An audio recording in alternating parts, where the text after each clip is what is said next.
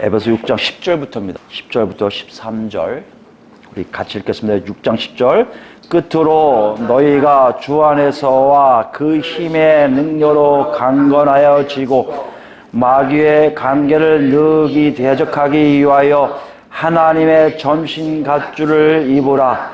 우리의 씨름은 혈과 육을 상대하는 것이 아니요 통치자들과 권세들과 이 어둠의 세상 주관자들과 하늘에 있는 악의 영들을 상대함이라. 그러므로 하나님의 전신갑주를 취하라. 이는 악한 날에 너희가 능히 대적하고 모든 일을 행한 후에 거기 감이라. 아멘. 우리가 오늘 6장 10절 딱 읽으면서 끝으로라는 단어를 봤습니다. 끝으로라는 얘기는 결론 부분이 왔다는 거죠. 에베소서를 지금까지 2년 거의 3개월, 이제 4개월 이제 들어가는데요. 2년 3개월 동안 계속 같이 보아왔습니다. 그 끝이 이제 보이기 시작한다는 얘기예요. 끝으로라고 되어 있습니다. 여러분 기억하세요? 에베소 전반의 흐름을 지금 여러분 알고 계십니까? 전체적으로 우리가 어떤 걸 알 수 있을까요? 하나님의 뜻이 뭐라고요? 그리스도 안에서 만물이 하나 되는 것이다. 이걸 위해서 어떻게 역사하셨죠? 아들 예수 그리스도를 이 땅에 보내셔서 죽게 하시고 부활시키시고 높이셔서 모든 만물을 다 그 발 아래 다 납작 엎드리게 하시고, 그죠? 그 다음에 그걸로 끝난 게 아니죠? 그 그리스도의 일꾼들을 파송하셔서 그 복음을 듣고 예수를 그리스도로 영접한 사람들을 모으기 시작했는데, 그 모인 자들이 각각의 인종이 다르고 각각의 성격이 달라도 뭐요? 새로운 존재라고 인정하시고요. 그죠? 유대인이 헬라인도 아니고요. 새로운 존재뿐만 아니라 생명이 있고 생명이 있을 뿐만 아니라 하나의 공동체를 이루는 놀라운 그리스도 몸으로서 하나님이 사용하고 계신 걸 알 수 있습니다. 우리가 거기 있다는 것이었죠. 그동안 우리는 그걸 봤다는 거예요. 복음을 통해서 구원받았고 구원받았을 뿐만 아니라 예수 그리스도를 통해서 예수 그리스도를 머리로 섬기는 그리스도의 몸으로서의 지체로서 살고 있음을 알았다는 것이에요. 그 증거가 뭐예요? 우리 안에서 하나님의 자녀답게 빛의 자녀답게 살고 있다는 것이에요. 그게 뭡니까? 성령으로 채워지면서 서로 복종한다는 것이에요. 그래서 우리가 후미에 뭘 알아봤죠? 가정에서부터 시작한 거죠. 가장 가까운 가정에서부터 시작해서 아내와 남편, 자녀들과 부모, 종들과 상전, 이렇게 서로의 관계를 통해서 내 안에 성령의 채워짐을 알게 하는, 그래서 내가 좀 성령으로 살고 있구나, 하나님의 뜻을 알게 있구나, 다시 얘기하면 뭔 얘기예요? 그리스도 안에서 만물이 하나 되는 과정 속에 내가 살고 있구나를 확인했던 것이죠. 여태까지 그게 6장 9절까지 말씀이에요. 그럼 우리는 여기서 여러분 생각해 보셔야 돼요. 정말 여러분 에베소서를 하나하나 하면서 여러분 자신을 보셨을 거예요. 여러분 자신을 보셨고요. 여러분이 난 이렇게 살고 있구나, 나 아직 이렇게 못 살고 있구나, 아마 그런 반응들이 있었을 거예요. 근데 중요한 건 뭐예요? 에베소 처음에 1장 1절부터 시작해서 6장 9절 마치는 지난주까지 여러분의 상태가 어떤 것을 확인하셔야 돼요. 처음에 에베소 1장 1절부터 시작해서 6장 9절에 또 왔을 때 2년 전보다 내가 많이 좀 달라진 것 같네? 뭘 봤을까요? 내가 몸이 뭐 달라진 것도 있겠지만 뭐요? 내 삶이 정말 성경에 있는 대로 에베소서에 기록한 대로 하나 둘 나오고 있는 것을 확인하네? 이렇다면 우리는 뭘 얘기하고 싶은 거예요? 뭘 얘기할 수 있는 거예요? 내가 드디어 하나님과 동행함으로 그리스도인답게 사는 삶이 내 안에 있구나를 확인할 수 있었다는 것이죠. 여러분, 제가 여기 다 있기를 원해요. 실제적으로 에베소서는 그렇게 해서 주신 책이고요. 에베소서뿐만 아니라 신약, 구약 모든 성경은 다 그러라고 주신 내용이에요. 그러니까 여러분 이 시간에 여러분과 에베소서를 쭉 같이 왔지만 끝으로에서 결론 부분을 도달하기 전에 한번 생각해 보자고요. 정말 내가 그 말씀 속에 내 자신을 받고 내가 정말 하나님에 끌려서 살고 있었구나, 이런 깨달음이 있다면 끝으로 가자고요. 많이 없다면 여러분 다시 가셔서 예수님의 복음, 그 복음의 역사함이 나한테 어떻게 이루어졌고 내가 어떻게 바뀌었고 내가 지금 이렇게 살고 있는지를 확인하는 작업을 한 후에 넘어가자고요. 우리 그리스도인 교회 여기 우리 가족들은 다 넘어갔다는 전제에 끝으로 지나가겠습니다. 다 됐죠? 갈까요? 갑니다. 끝으로라고 되는데 이 끝으로는 단어가 사실은 어떻게 보면 좀 다양한 뜻이 있어요. 근데 이 뜻을 보면 조금 우리를 놀라게 해요. 원래는 이게 뭐냐면 이제부터는 이런 뜻이 있고요. 그 위에 더하여 이런 뜻이 있고요. 그러므로 마지막으로 이렇게 돼 있어요. 근데 대부분 마지막으로는 단어로 이렇게 썼는데 그 앞에 구절, 앞에 내용이 조금 우리로 하여금 뭔가 있지 않을까 하는 생각이 들어요. 이제부터는, 그러니까 너희들이 이렇게 살았으니까 이제부터는 이렇게 한번 점검해보라 이 얘기가 있을 것이고요. 그죠? 더 위에, 그 위에 더하여 니들이 이렇게 살았으면 거기에 더하여서 내가 너희들한테 얘기할 게 있어 라고 우리가 알 수 있다는 것이에요. 다시 얘기하면 이 끝이라는 단어를 보여서 우리 알 수 있는 것은요, 그냥 사도 바울이 너희들 그렇게 살았지? 자, 결론 맺는다 하고 단순하게 결론 맺는 게 아니라 어떤 면으로 보면 다 됐지? 됐으니까 이제부터 내가 좀 더 다른 얘기 한 다음에 끝맺을게 라는 뜻도 됐다는 거예요. 무슨 얘기입니까? 앞에서 다루지 못했던 내용이라든지 포함시키지 못한 내용들을, 주제들을 바울 사도가 얘기하고 있음을 우리가 알 수 있어요. 그렇다면 결론 부분에 항상 이게 설교자뿐만 아니라 연설하는 사람들은 끝에 잘해야 돼요. 빵 터뜨리고 하거든요. 그리고 또 배운단 말이에요. 그런 걸 볼 때 바울 사도가 뒤에다 정말 이건 너희들이 알았으면 좋겠어 라고 더한다면 이 사실은 어떻게 보면 그리스도인들에게 대단히 중요한 사실이라는 것이에요. 그동안 사실도 중요하지만 여기에 덧붙여서 추가해갖고 첨가해서 너희에게 더 좋은 것을 얘기하고 싶어. 어떤 번역을 하면 마지막 말로 그다음에 이렇게 땅땅 찍어요. 무슨 추수하듯이 추가하려고 한 것처럼. 그러니까 굉장히 중요한 것을 다루고 있음을 우리가 알 수가 있다는 것이에요. 오늘부터 여러분이 그런 마음, 아, 이건 그리스도인들에게 참 중요한 말인가 보다라는 자세로 들어야 된다는 것이에요. 그게 보다 끝으로라는 의미예요. 그럼 뭘 조심하라는 거예요? 뭘 정확하게 알라는 것이에요. 10절의 명령이 뭐냐면 강건하여 지라는 거예요. 강건하여 지고라고 되어 있지만 원래는 강건하여 져라라는 뜻이에요. 강하다의 수동태 명령이에요. 강해지라는 거예요. 강해지라. 강하게 되라는 얘기예요. 강하게 된다는 얘기가 무엇일까? 우리가 생각하면 이 단어를 그냥 넘어갔어요. 이해할 수가 없잖아요. 그래서 우리가 문맥에 조금 더 들어가면 이 단어는 어느 정도 이해할 수가 있어요. 10절하고 11절은 거의 같은 구조예요. 앞에 헬라어로 보면 맨 앞에 명령형이 나와요. 그게 강건하게 지으라면 11절의 맨 앞에 명령형은 뭐냐면 이브라예요. 이브라는 건 옷이 있다는 거죠. 근데 여기 뭘 입으라는 얘기예요? 전신갑주를 입으라라고 되어 있어요. 여러분 전신갑주를 언제 입어요? 전신갑주라고 하니까 좀 뭐 멋있는 것 같은데 이거 쉽게 얘기하면 완전 군장, 완전 무장이에요. 군대 용어로 뭐라고 그래요? 완전 무장? 그 말, 완전 군장에 완전 군장을 채우는 거예요. 완전히 그 전투에 나가려고 멀리 떠나고 어떤 게 아니라 다시 돌아오지 않을 정도로 할 수 있는 완벽하게 갖춰져 있는 상태를 얘기해요. 그 지금 뭘 하고 있는 거예요, 지금요? 옷을 입고 있는 그 자세가 뭐예요? 전투에 나아가려는 거죠. 강하게 되라는 얘기는 전투에 나가는 병사들에게 얘기하는 건가? 그 지금 무슨 상황이라는 것이에요? 아, 강하게 되라는 얘기는 어떻게 보면 지금요, 싸움터에 나갈 것인데 상대방보다 강하라는 얘기 아니에요. 상대방보다 강하라는 얘기는 어떤 얘기예요? 상대방에게 지지 말라는 거 아니에요. 이게 그리스도인들에게 중요하다는 것이에요. 그동안 성령 충만 채워주면 다 됐는데 이제 뭐 하라고? 강해지려네. 지금 전투할 거래. 우리 완전 군장하고 뛰어서 싸울 거래. 그런데 어떻게 하라? 상대방을 쳐 부술 정도로 강하게 준비하라고 지금 얘기하네. 그 누구야 상대가? 상대가 누굽니까? 11절 보니까 마귀예요. 마귀하면 헬라어로 여러분 그냥 방해자, 비방자, 고소자 이렇게 돼 있어요. 적의를 갖고 좀 안 좋은 마음 가지고 상대방을 고소하는 자를 이렇게 마귀라는 표현을 씁니다. 이 단어를 씁니다. 그럼 이거 뭐냐? 구약에는 뭐요? 히브리어로 사탄이 사다나 나오죠. 사탄입니다. 사탄이라면 방해해서 그만두게 하는 자예요. 방해하고 그만두게 하는 자. 그래서 대부분 적, 원수, 방해자, 대적 이런 단어로 많이 쓰입니다. 그러니까 이렇게 생각하면 아, 그리스도인들을 방해하는 존재가 있구나라고 넘어갈 수 있다는 것이에요. 우리가 생각할 때 그들하고 싸운단 말이야? 아, 우리가 신앙생활을 못하게 하는 자가 있나 보다. 그들하고 싸우나 보다. 그들한테 이겨야겠다 하는데요.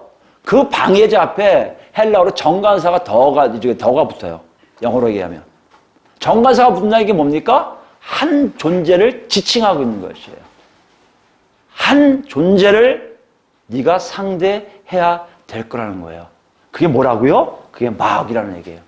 바울 사도가 마귀라는 단어를 쓸 때는 우리도 알고 있어요. 그 당시에 독자들도 알고 있어요. 어떤 존재를 얘기하고 있단 말이에요. 그 존재가 어떤 존재인가? 누가복음 4장 보시면, 여러분 잘 아시는 내용이죠? 누가복음 4장 보면 예수님이 시험 받는 장면이 나옵니다. 누가복음 4장 1절입니다. 예수께서 성령의 충만함을 입어 요단강가에 돌아와서 광야에서 40일 동안 성령에 이끌리시며 누구에게요? 마귀에게 시험을 받으시더라. 이 존재구나. 알고 있을 거란 말이에요. 바울 사도가 지칭하는 존재는 우리가 생각하는 그리스도인들에게 방해가 되는 존재 이렇게 넘어가 이게 아니라 딱 한 존재를 지칭하고 있는 거예요. 그 존재, 어떤 존재? 예수님을 시험한 존재. 어떤 식의 시험을 했냐? 굶은 거 괜찮은데 5절 볼까요? 마귀가 또 예수를 이끌고 올라가서 순식간에 청한 만국을 보이며 이르되 이 모든 권위와 그 영광을 내가 네게 주리라. 이것은 내게 넘겨준 것이므로 내가 원하는 자에게 주노라. 마치 뭐 하는 것 같아요? 이 우주, 이 모든 만물을 자기가 주관하고 있는 것처럼 보이게 만드는 존재예요. 실제적으로 이렇다? 거짓말이죠. 하나님은 아실 수 있는 일이죠. 근데 자기에게 그걸 줬다는 식으로 거짓말을 기가 막히게 잘하는 무서운 존재라는 얘기예요. 어느 정도 이것에 다 휩쓸려서 많은 사람들이 이 수하에 들어간 걸 우리가 알 수가 있습니다. 바로 그 무지막지한 바로 그 마귀가 오늘 우리의 독자들의 상대라는 거예요. 뭐의 상대요? 전투를 완전 구장을 하고 나가서 싸울 존재가 마귀라는 것이에요. 근데 이 존재만 있는 게 아니에요, 여러분. 다시 본문으로 오시면요. 이 존재만 있으면 되는데 12절 보시면 여러 가지 나와요. 여러 가지가. 어떤 분들은 이게 뭐 귀신들의 계급이다 뭐 이렇게 하는데 사실 그건 조금 너무 오버하는 해석이고요. 그냥 이 자체를 왜 사도 바울이 썼는지를 보면 아십니다. 여기 보면 통치자들과 권세들과 이 어둠의 세상 주관자들과 하늘에 있는 악의 영들을 상대함이라 해요. 마귀하고 상대하는데 또 이들도 있다는 것이에요. 이거 뭐 결론적으로 얘기하면 이들은 마귀의 쫄자들이라는 얘기예요. 마귀 쫄자들이 어느 정도 힘이 있냐 보세요. 통치자들이라는 얘기는 시작이라는 뜻이에요. 시작. 시작서부터 있었으니까 뭐요? 다 알고 있다는 거예요. 알고 있으니까 지배력이 말도 못하다는 얘기예요. 그러니까 지배력을 갖고 있는 통치자를 얘기해요. 여기 권세자들 뭐야? 권세들은요. 자기가 요구할 수 있는 권리를 갖고 있는 힘을 있는 사람이에요. 나 이거 다오 줘야 돼요. 권세가 그걸 얘기해요. 자기가 요구하는 거 받을 수 있는 힘이 있는 존재. 거기에 뭐요? 세상의 주관자. 세상은 뭐 시대를 얘기해. 시대인데 어떤 거요? 어떤 텀을 얘기해요. 세상의 뭐 시대. 말하자면 뭐 우리가 얘기하면 뭐 19세기, 뭐 20세기 이런 식으로 기간을 얘기할 수 있어요. 근데 이 단어가 굉장히 긴 단어예요. 긴 세월 동안 통치하는 존재들이에요. 무슨 말이에요? 우리는 짧은데 우리는 죽잖아요. 근데 이들은 안 죽어요. 오랫동안 통치하던 존재들이에요. 더 나아갑니다. 그들은 하늘에 있어요. 하늘에 있다는 얘기가 뭡니까? 우린 땅에 있잖아요. 영역 자체가 다른 거예요. 다시 얘기하면 힘과 능력과 그들이 갖고 있는 재능 모든 것들이 질적으로 우리와 상대가 되지 않아요. 근데 이것이 단수의 문제인데 다 복수예요. 뭘 얘기해요? 군대들이라는 얘기예요. 군대들. 어마무시한 군대들이 누구 뒤에 있는 거예요? 마귀 뒤에 진치고 있는 거예요. 이건 지금 이렇게 생각합니다. 지금 바울 사도가 지금 뭘 얘기하는 거예요? 얘들아 강해야 돼. 완전 군장하고 있어. 근데 앞에 상대는 누군지 알아? 마귀뿐만 아니라 마귀가 통솔한 놀라운 애들. 진짜 너희가 생각해도 어마무시한 애들. 정말 그들이 이길 수 있을까? 상상하기 싫은 그런 존재들이 너희 앞에 딱 있다는 것이에요. 여러분 이때 어떤 느낌이 듭니까? 이 글을 읽을 때 어떤 느낌이 들어요? 이거 가지고 많은 사람들이 해석하기 시작했을 거예요. 그건 약간 좀 뭔가 좀 다른 것 같아. 여러분, 왜냐면 성경을 좀 자세하게 읽어보신 분들은요, 이 마귀, 사탄에 대해서 여러분이 조금 의아한 표정을 좀 지으셔야 됩니다. 언제 의아한 표정 짓냐면요, 신약시대에 들어와서 예수님의 복음을 선포할 때 갑자기 등장하는 존재들이 귀신들과 사탄 세력이에요. 그전에는요, 없었어요. 거의 없다고 봐야 돼요. 대부분 사탄은 뭐예요? 그냥 방해자예요. 방해도 하나님께 대항하는 자가 아니라 그냥 하나님 옆에서 고소하는 자예요. 욥을 보면 알 수 있잖아요. 하늘에 뭐죠? 귀신 천사들이 모여서 그 옆에 욥을 고소하는 마귀가 있어요. 사탄이 있어요. 그래서 고소해요. 욥을 저러서입니다. 저 한번 죽여보세요. 저 한번 때려보세요. 한번 재산 다 뺏어가 보세요. 이런 식의 고소하는 존재지 하나님과 대적하고 막 예수 그리스도의 아들, 그 아들과 대적하는 그런 존재는 아니었단 말이에요. 근데 이것이 어떻게 역사적으로 들어오냐면 왜 신약에 있는지를 되게 놀라운 거예요. 학자들이 연구하기 시작했는데 그 구약서부터 신약 그 시기에 왕성하게 연구가 되면서부터 사탄이라는 세력이 단단하게 나오고 있음을 알 수가 있어요. 제가 왜 이런 말씀을 자세히 드리냐면 여러분이 이 장면, 이것이 무엇을 얘기하고 있는지, 내가 지금 상대할 사람들이, 존재들이 마귀와 마귀의 군대들이 내 앞에 있다는 것이 어떤 의미인지를 우리는 제대로 이해를 할 수가 없을 수도 있다는 얘기예요.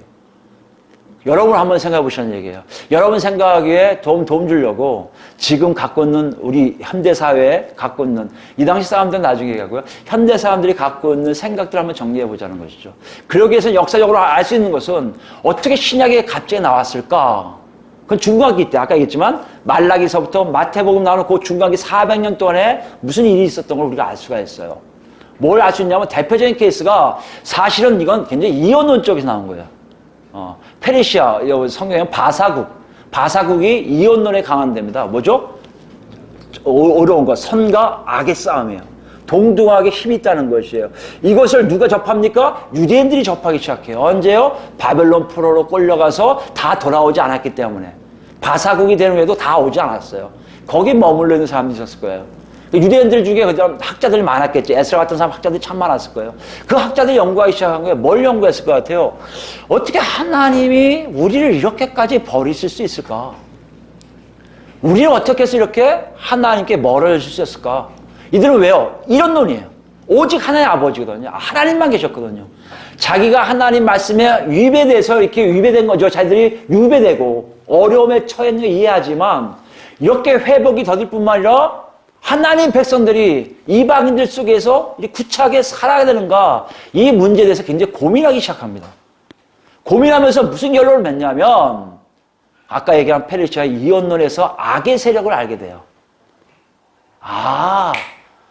내 삶을 주관하는 것 중에 하나님뿐만 아니라 악의 세력도 있구나. 그때부터 나오기 시작한 게 사탄이 비인격화된 어떤 존재에서 그냥 이야기해서 얘기하기 쉽게 나오는 그 존재가 부각이 되기 시작하고요. 그 부각이 되면서 나머지 따라갔던 천사들에서 전승이 나오는, 여러분 잘 아시는 전승에 천사가 타락하고 그 천사를 따라서 무리의 전체가 다 악한 천사들이 돼서 뭐가 됐다고요? 마귀와 사탄과 사탄의 악의 영들이 됐다는 것을 우리가 알 수 있는 그런 내용들이 나오기 시작합니다. 그러니까 그런 내용들이 나오면서 400년 동안의 유대인들 마음에 우리가 이렇게 잘못 사는 거, 우리가 하나님 뜻대로 살지 못하는 것은 우리가 누구의 영향을 많이 받기 때문이다. 마귀와 사탄 세력의 영향을 많이 받기 때문이라는 것을 스스로가 알게 되었다는 것이에요. 이것이 역사적 사실이에요. 그 상황에서 400년 이후에 예수님이 오셔서 그들의 실체를 정확하게 보여주기 시작했던 거예요. 그래서 신약에 그것이 구체적으로 잘 나오고 있는데 현대 학자들은요, 이걸 어떻게 해석해요? 어떤 사람들은요, 그건 이야기에서 나오는 존재들이야. 구약 얘기 봐. 인격체가 아니었어. 그냥 살짝 나왔다가 없어지는 존재야.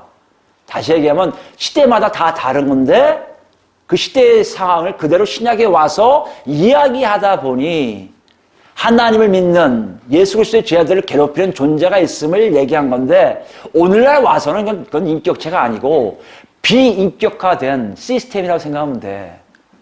구조적인 모순이야. 잘못된 구조지 절대 인격이 아니야라고 주장하는 현대학자들이 늘어나기 시작했다는 거예요.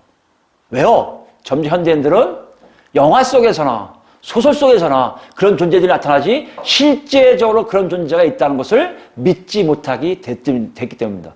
못 믿는 거예요. 어떻게 그런 존재가 우리한테 있어? 없어. 귀신 그런 거 없는 거야. 사람이 심리가 좀 약하면 생길 수밖에 없는 존재야 라고 했기 때문에 학자들은 거기에 편승해서 뭐라고 얘기한 거예요? 비인격화된 사회적 구조에 의해서 약자음으로 자기가 강하다고 생각하는데 눌렸기 때문에 자기도 문들이 만들어낸 존재라고 얘기한다는 것이에요. 이런 것뿐만 아니라 한쪽은 뭐예요? 너무 또 이쪽으로 가요. 영적으로만 흘러가는 한국교회가 대부분 그렇죠. 한국교회 이쪽에 많이 가는데 뭐에 대해서 얘기하기 시작합니까? 다 마귀짓이에요. 자기 잘못도 다 마귀짓을 하는 거예요. 유대인처럼. 내가 열심히 하나님 율법도 연구하고 율법도 살아가는데 지금도 아직도 이방인 밑에 있는 것은 다 마귀들이 잘못한 거야. 사탄이 잘못한 거야. 사탄 귀신 세력이 나 우리를 묶어놔서 그런 거야. 이런 식의 해석법이 자연스럽게 한국에 들어왔어요. 그래서 하나님과 관계는 다 없어지고 누가 잘못하는 거다요. 내가 잘못하고 내가 잘못한 게 아니라 누가 잘못했다? 사탄의 역사라는 거예요. 마귀의 역사라는 거예요. 심지어 자기의 성격이나 자기 감정적인 것까지도 마귀를 얘기해요. 많이 얘기하잖아요. 우리 아직 그런 거 없지만 뭐 삐진 마귀가 들어왔다는 둥, 노안 마귀가 들어왔다는 둥, 교만 마귀가 들어왔다는 둥, 뭐 불신의 마귀가 들어왔다는 둥, 이런 식의 마귀에 대한 얘기를 수도 없이 얘기해요. 무슨 말이냐면 하나님의 자녀들이 하나님에 의해서 살고 있지만 이 복을 빼앗아가는 존재 중에 마귀가 우리 틈을 자꾸 뺏었다가 붙였다가 뺏었다가 붙였다가 하는 극과 극의 생각들이 현대사회에 공존하고 있다는 것이에요. 사실 우리는 이쪽보다 비인격화시키는 것보다 이쪽으로 더 많이 생각하고 있다는 것이에요. 이런 속에서 오늘 같은 본문을 보는 우리 입장에 일반적인 많은 크리스찬 중에 대부분 한국교회는 여기 있으니까 저봐 마귀들의 역사가 이렇게 드센 거야 라고 얘기할 수 있다는 것이죠. 그럼 무엇을 얘기하고 있었을까요? 어느 것을 얘기하고 있었을까요? 여러분은 어디에 있습니까? 이 내용을 어떻게 이해하고 계십니까? 비인격으로 인정하십니까? 그리고 그렇게 해석하십니까? 아니면 맞아 모든 것이 마귀 역사인 것처럼 마귀 역사가 이렇게 드센 것을 보여주는 거야 라고 얘기하십니까? 우리가 이것을 정확하게 알기 위해서 이 본문에서 얘기하는 요 자체에만 우리가 이해할 필요가 있다고 생각합니다. 그것이 12절 말씀이에요. 12절 볼까요? 제가 이렇게 길게 얘기하면 바로 12절 말씀을 얘기하려고 한 겁니다. 여러분 바울 사도는요 이것을 얘기하면서 앞에 있는 적들을 얘기한 후에 12절에 그들하고 대항하기 위해서 강해져야 돼 한 다음에요 12절에 접속사가 빠졌습니다. 왜냐하면 접속사가 들어와 있어요. 아마 12절 말씀 가지고 대부분 많은 사람들이 혈과 육의 싸움이 아니라 영과의 싸움이라고 얘기해서 우리는 무조건 영을 이겨야 돼. 기도해도 영을 이겨야 되고 내 안의 문제가 아니야. 다 사탄의 악한 영의 귀신들의 역사들이 많아서 그래 라고 핑계대는 구절이 12절 말씀이거든요. 그러니까 대부분 우리는 여기 있다고 생각해요. 비인격이 아니기 때문에. 그리고 그 증거가 12절 말씀 가지고 우리는 그렇게 살지 않으면 돼. 우리는 기도 많이 하고 특히 회개 기도를 많이 해야 돼. 회개 기도하면 귀신들이 제일 꼼짝 못해. 그래서 회개 기도를 굉장히 강조하고 있는 게 사실입니다. 말씀을 많이 봐야 돼. 그래야 귀신이 좀 꼼짝 못해. 이런 식으로 얘기하고 있다는 것이에요. 예배 생활 열심히 해야 돼. 그래야지 마귀가 꼼짝 못해. 그런 것을 얘기하고 있다는 것이에요. 그러나 너희 안에 들어오는 삐진 마귀나 화나는 마귀나 분노 마귀나 이간질 시키는 마귀 같은 게 너한테 온다면 너는 바로 무릎 꿇고 회개 기도하면 그것이 없어져 라고 얘기한다는 것이죠. 정말 그것을 얘기하고 있었을까? 그럼 바울 사도가 정말 뭘 얘기하고 싶었을까? 우리 여기를 먼저 정확하게 알고 갈 필요가 있다는 것이에요. 12절 말씀은 위에 갑주를 그러니까 완전 군장을 해야 될 이유에 대해서 얘기하고 있는 거예요. 그리고 첫 말이 뭐라고요? 우리의 씨름은 이렇게 돼서 씨름. 이건 싸움으로 다 풀이하고 있지만 원래 원어적 의미는 이걸 해석한 거예요. 우리 씨름이 뭐야? 씨름. 정말 우리 민속 씨름이에요. 민속 경기하는 거예요. 삿발 잡고 이렇게 하는 걸 얘기한다고 씨름이요. 이걸 그대로 얘기한 거예요. 외국 말로 하면 뭘까요? 서양 말로는 레슬링이에요, 레슬링. 레슬링이 우리의 레슬링은 이거예요. 무슨 말입니까? 지금 경기장에 있는 거예요. 바울 사도가 우리 모든 에베소 독자들에게 경기장을 연상시키는 거예요. 경기장 가자, 레슬링 경기장을 가자. 경기장 갔더니 지금 상대가 있는데 너야 한 사람이. 에베소 교인들, 독자들 너희야. 너희가 지금 완전 군장을 하고 있어야 돼. 왜 그런 줄 아냐? 상대방하고 레슬링을 할 거거든. 상대방을 레슬링 한다는 건요, 허공에 대고 하는 게 아니에요. 레슬링 알겠지만, 여러분 보면 알겠지만, 몸을 부딪혀요. 손과 손을 만져요. 실제적으로 싸우고 있음을 얘기한다는 것이에요. 그냥 가상으로 뭐가 들어와서 나를 괴롭히는 게 아니라 몸으로 만져가며 눌고 어쩌고 해야 되는 거예요, 여러분. 야복강가에서 야곱이 천사와 씨름하던 그런 똑같아요. 나중에 안 되니까 쳐갖고 엉덩뼈를 이렇게 끈적끈적하던 야곱의 모습이 사실인 것처럼 바울 사도는 지금 예배석 교인뿐만 우리에게 그 레슬링 경기장을 보여주고 있어요. 네가 지금 상대할 사람들은, 존재들은 진짜 너하고 손을 맞닿고 싸워야 된다는 얘기예요. 그것이 보이느냐고 문제가 있는 거예요. 묻고 있는 거예요. 여러분, 이것이 무슨 문제일까요? 여러분 눈에 보입니까? 이건 무슨 문제일까요? 문맥에서 얘기하는 거예요. 문맥에서. 문맥이 어땠죠? 지금까지요? 다 뭘 얘기했어요? 성령의 충만을 받으면 너희가 이렇게 살 것이다. 너희가 하나님 자녀답게 살 것이다. 빛의 자녀답게 살 것이다. 지금 얘기했잖아요.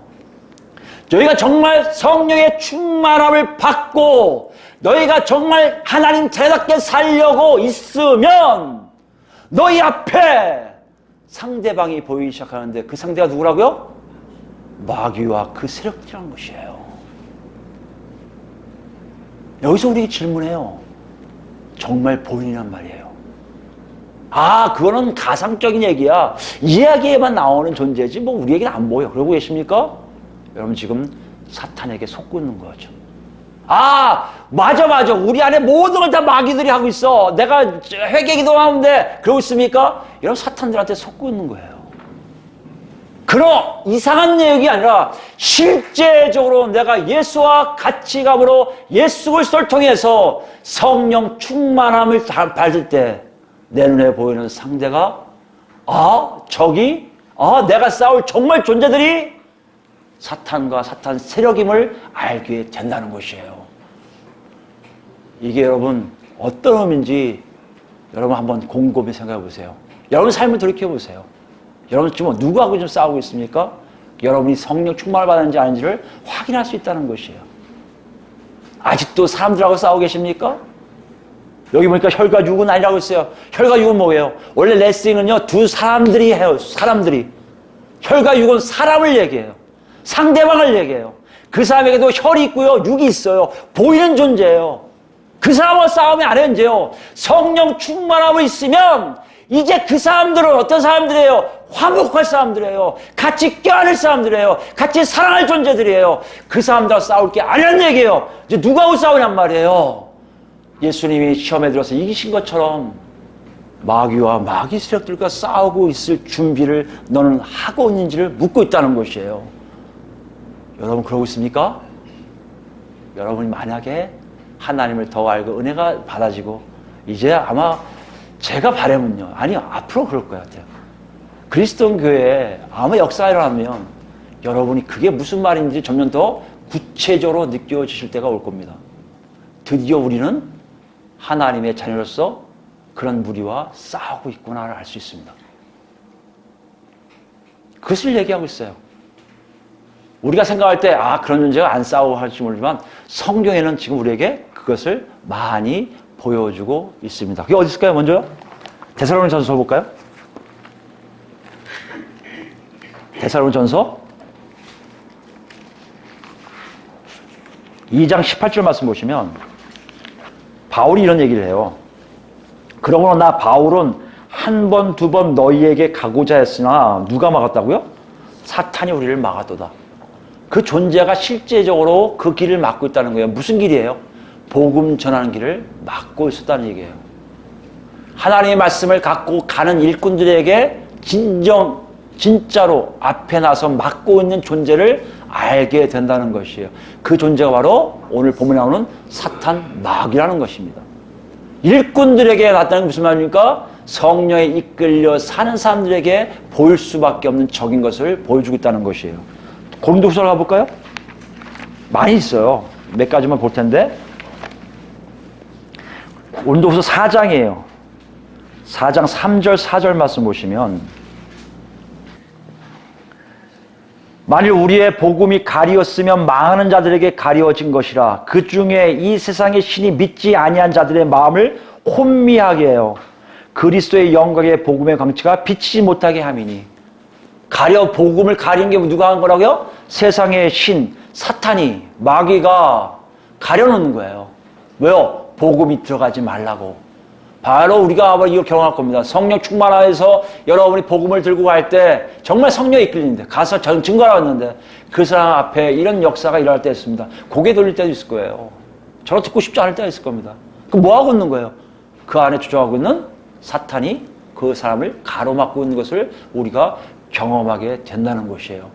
우리 안에도 분명히 일어날 겁니다. 하나님을 믿는 자녀들이라고 생각하고 있는데 복음에 들어가는데 복음에 들어갈 때마다 자꾸 피하는 사람이 있을 거예요. 교회 안에서도 분명히 일어납니다. 망하는 자의 역사가 분명히 똘똘하게 일어나고 있습니다. 여러분, 그러면 내가 잘못된 게 아니라 하나님이 오신다는 거예요. 성령 충만함으로 알라 이거예요. 너희 앞에 있는 사람이 지금 그런 악한 영의 역사에 의해서 묶이고 있음을 알라고 지금 말씀하고 있다는 것이에요.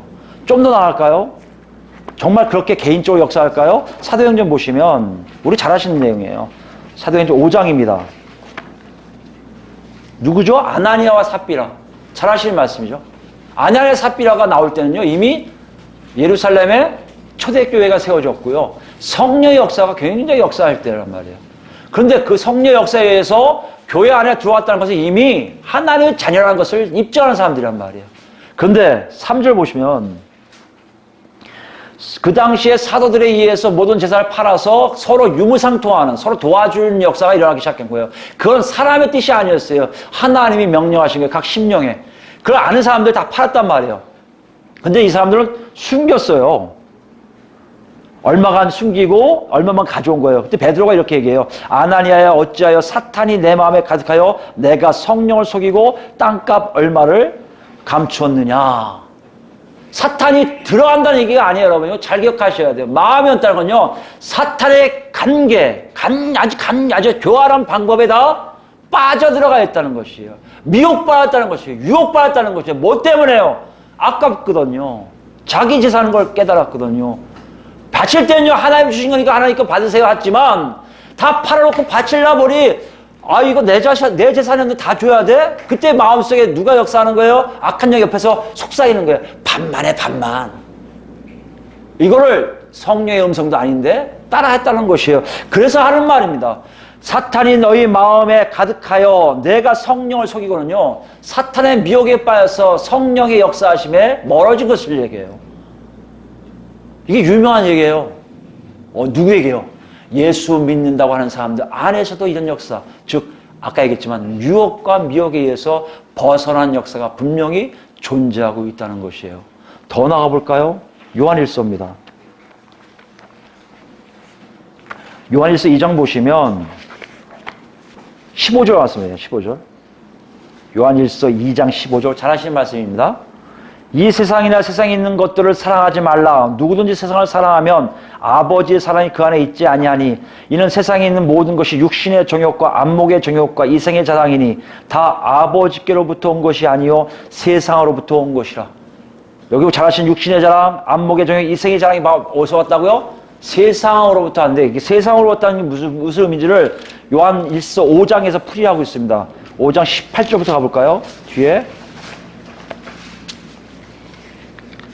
5장 18절 보시면 하나님께로부터 난 자는 다 범죄하지 아니한 줄을 우리가 아노라. 하나님께로부터 나신 자가 그를 지키심에, 예수 그리스도께서 그를 지키심에 그를 만지지 못해요. 누가요? 악한 자, 마귀가 그를 만지지 못해요. 대신 또 이 아는 것은 우리는 19절입니다. 하나님께 속하고 온 세상은 누구에게 속했다고요? 악한 자 안에 처한 것이며. 세상은 누구 거예요? 사탄에 의해서 좌지우지되는 조직, 생각들이란 말이에요. 거기서 나온 게 뭐라고요? 육신의 정욕, 안목의 정욕, 이생의 자랑이라는 것이에요. 어떤 면으로 보면 내가 살아가면서 예수를 믿는다면서 육신의 정욕과 이생의 자랑과 안목의 정욕 이런 것들이 나도 못하게 나온다면 지금 나는 누구에게 지금 영향을 받고 있는 거예요? 사탄의 유혹에 빠져들고 있다고 얘기할 수 있다는 것이에요. 바울사도 이걸 얘기하는 거예요. 실제적인 사건을 얘기하는 거예요. 실생활을 얘기하는 거예요. 너희 앞에 있는 사탄과 사탄의 세력이 얼마큼 강한 줄 알지 않니? 실제적으로 그들이 너희 앞에서 너희를 해집을 거야. 에베소 교인들아, 너희 참 잘하고 있었어. 정말 잘하고 있어. 너희가 가정 안에서 이렇게 살고 있을 것을 내가 믿어. 그런데 말이다, 너희를 놓치면 안 될 게 있어.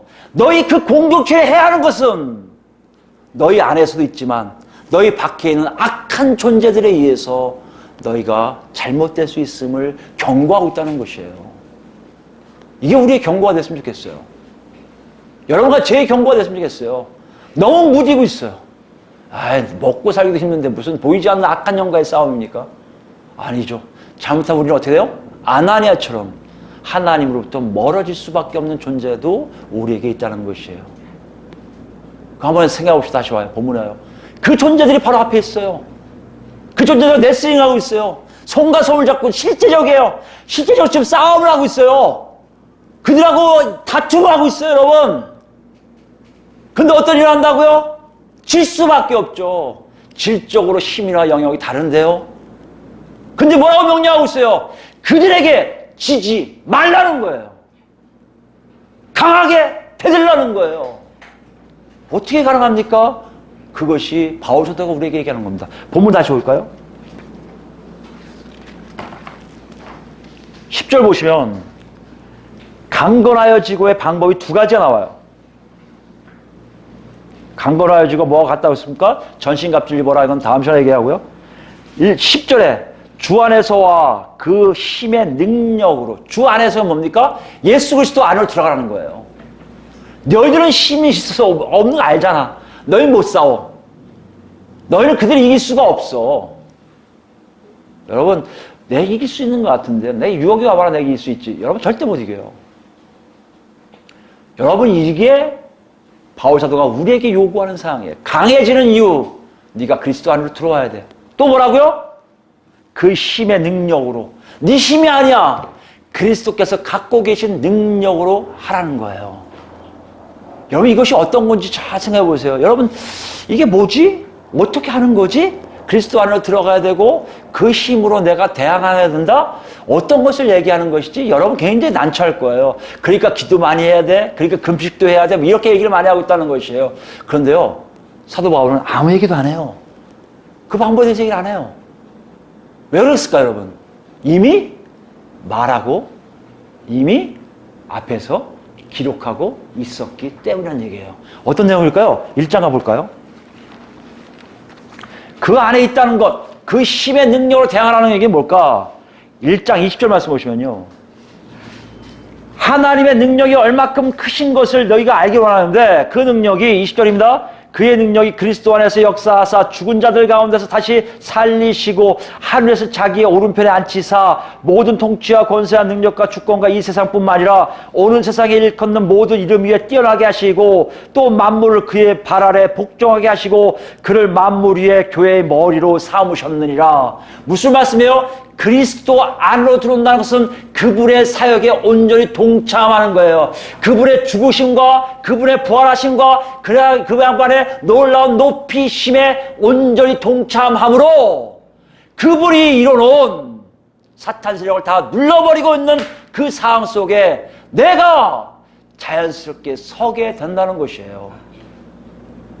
뭘 얘기할까요, 여러분? 사탄하고 싸울 때 이러는 거예요. 나는 지금 누구 안에 있는 거예요? 우리 교회는 지금 누구 안에 있는 거예요? 예수 그리스도 안에 있는 것을 아는 거예요. 내가 사는 게 아니야. 내 안에 그리스도께서 살고 계신 걸 네가 알고 있는 줄, 너 알잖아, 마귀. 이러고 있는 거예요. 그뿐만 아니에요. 22절, 23절 보겠습니다. 교회는 그의 몸이니 만물 아래서 만물을 충만하게 하시는 이의 충만함이라. 우리가 공동체라면 우리 안에 뭐가 일어나는 거예요? 그리스도의 놀라운 힘의 역사가 막 퍼져나가는 겁니다. 이걸 극단적으로 표현한 게 뭐예요? 2장 6절 말씀이잖아요. 잘 아시는 내용이잖아요. 우리를 어떻게 했다고요? 5절부터 읽을까요? 허물로 죽은 우리를 그리스도와 함께 살리셨고 또 함께 일으키사 그대로 경험하는 거예요. 어디로 갑니까? 그리스도 예수 안에서 함께 어디 앉히셨다? 하늘에 앉혔어요. 땅에 있는 우리가 하늘에 있는 영역에 들어가는데 그 하늘에 있는 영역은 공중 권세 잡고 있는 이 사탄 세력의 위를 얘기하는 거예요.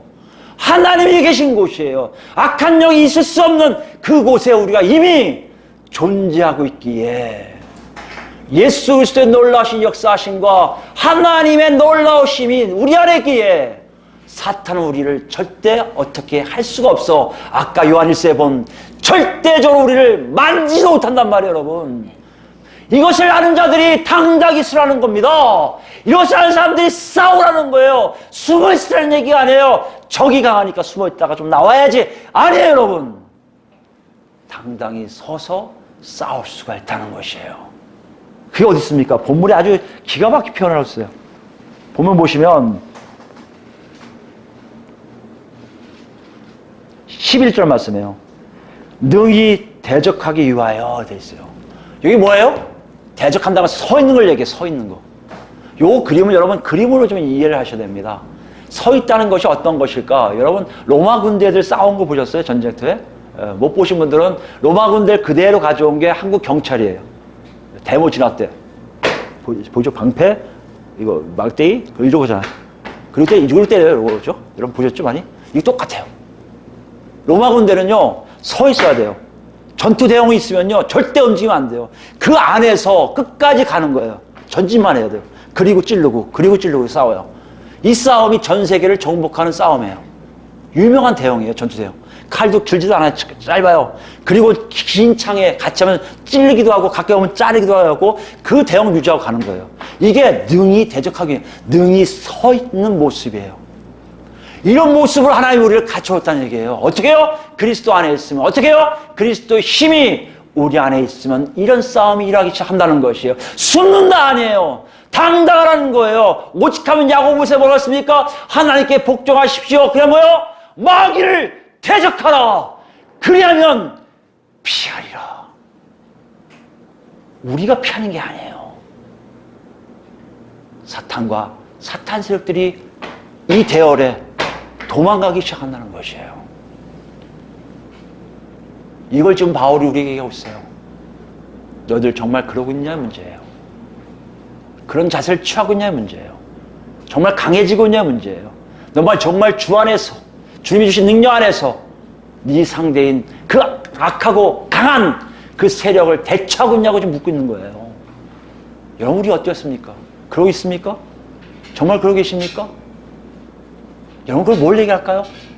여러분 안에서 예수 그리스도를 통해서 내가 점점 성령의 충만함을 받을 때 세상에서 내가 이길 수 있는 길은 오직 주님뿐인 것을 아는 자들이 주님과 더욱더 매달리고 주님 안에 더욱더 들어가고 주님이 주신 능력 안에서 아무것도 모르지만 당당하게 예수 이름으로 전진하는 내 삶이 있을 때 우리는 예수님이 승리하신 승리를 맛보기 시작한다는 것이에요. 이걸 하라는 거예요, 지금. 가정에서도 잘하고 있잖아. 잘했어. 내가 하나 더 할게, 이제. 이게 정말 중요한 거거든. 너희들에게 꼭 빠지면 안 되는 내용들이야. 너희들이 이제 영적 전투에서 이겨야 돼. 영적 전투에서 이긴다는 건 딴 게 아니야. 예수 안에 있는 이 자체, 성령 채워짐의 이 자체에서 당당하게 쓰고 그들에게 가서 예수 이름으로 전진할 때 사탄 세력들이 무너지고 없어지는 것을 너는 눈으로 확인하게 될 것이라는 거예요. 우리 자신을 정확하게 보기 바랍니다. 여러분 지금 보이십니까?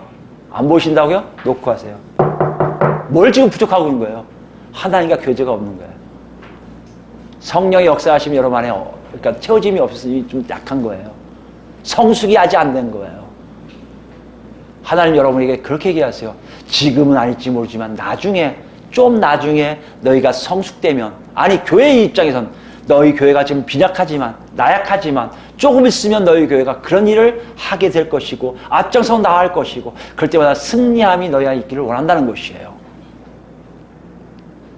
그러고 있습니까? 눈에 보이고 계십니까? 담대하세요. 강하세요. 주 안에서 들어가서 꼼짝 말고 계세요. 여러분 속에 점점 더 전진하는 여러분 발걸음이 점점 보여지기 시작할 겁니다. 마태복음 13장 보시면요. 예수님의 말씀이 이거하고 거의 같아요. 24절부터 볼까요? 마태복음 13장 24절.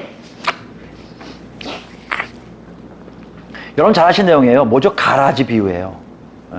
24절입니다. 예수께서 그들 앞에서 또 비유를 말씀하시되 천국은 좋은 씨를 제밭에 뿌린 사람 같으니 사람들이 잘 때 그 원수가 와서 곡식 가운데 가라지를 덧뿌리고 갔더니 싹이 나고 결실할 때 가라지도 보이거늘 집주인의 종들이 와서 말하되 주여 밭에 좋은 씨를 뿌리지 아니하였나이까. 그런데 가라지가 어디서 생겼나이까. 주인이 이르되 원수가 이렇게 하였구나. 종들이 말하되 그러면 우리가 가서 이것을 뽑기를 원하시나이까.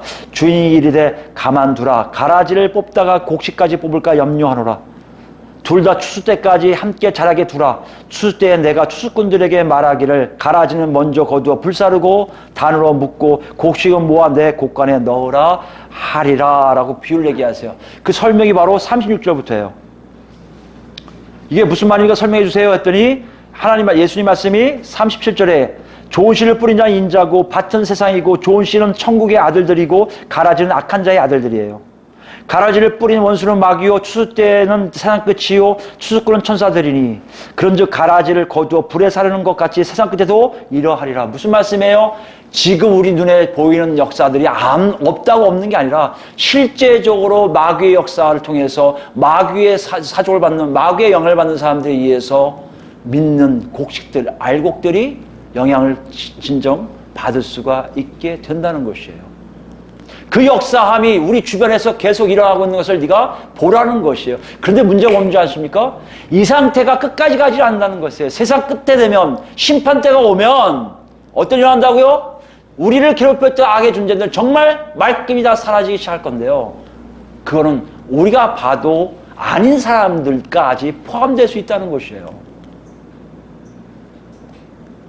여러분, 제가 잘 봐야 될 이유가, 우리 자신을 잘 봐야 될 이유가 정말 성령으로 충만하지 않으면, 성령에 이끌려 살지 아니하면, 예수 그리스도와 교제하지 아니하면, 예수 안에 들어가지 아니하면, 예수 그리스도의 힘을 받지 아니하면 우리도 모르게 그들의 교활한 방법에 의해서 나도 모르게 벗어날 수 있음을 경고하고 있다는 것이에요.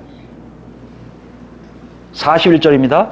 인자가 그 천사들을 보내리니 그들이 그 나라에서 모두 넘어지게 하는 것과 또 불법을 행한 자들을 거두어내어 풀무불에 던져 넣으리니 거기서 울며 이를 갈게 되리라. 분명히 가라지들은 다 없어질 것이고 그 가라지의 영을 받은 사람들까지도 같이 울면서 이를 갈 수가 있다는 것을 얘기하고 있다는 것이에요. 오늘 본문은 간단한 것 같아요. 끝나는 것 같아요. 근데 그 끝남이 아니에요. 우리에게 크게 각성시키는 거예요. 정신 바짝 차리라는 것이에요. 너희가 정말 예수를 만났다면, 너희가 정말 성령의 이끌림을 받았다면 너희 삶 속에 점점점 달라지는 것이 하나 있는데, 그것은 하나님의 대적, 하나님께 멀어진 자들이 어떤 것인 줄 알게 될 것이고, 그들을 향해서 담대하게 나아가게 될 것이고, 그들을 이길 뿐만 아니라 그들에게까지 하나님의 영광을 드러내는 삶을 너희가 살 것이라고 말하고 있다는 것이에요. 그러기 위해서 뭐하라? 그 안에 들어가라는 거예요. 그러기 위해서 뭐하라? 그 힘을 얻으라는 거예요. 그래므로 강해져서 상대를 압도할 정도로 내가 만들 테니 너는 그런 삶을 살아. 내 자녀답게 살아서 세상의 가라지들에게 하나님의 영광을 드리는 삶을 살라고 지금 말씀하고 계신 겁니다. 우리 그리스도인 교회 이 대열에 가야 됩니다. 앞장서야 돼요. 앉아있다고요? 일어나셔야 돼요. 도망가고 싶다고요? 담대하십시오. 그 자리에 지키십시오. 하나님이 여러분을 완전 군장하게 하실 것이고 강하게 하셔서 오직 하나님 이름만 높여지는 사람으로 우리를 사용하실 겁니다. 이런 모든 놀라움이 우리에게 있기를 예수 그리스도로 축원드립니다.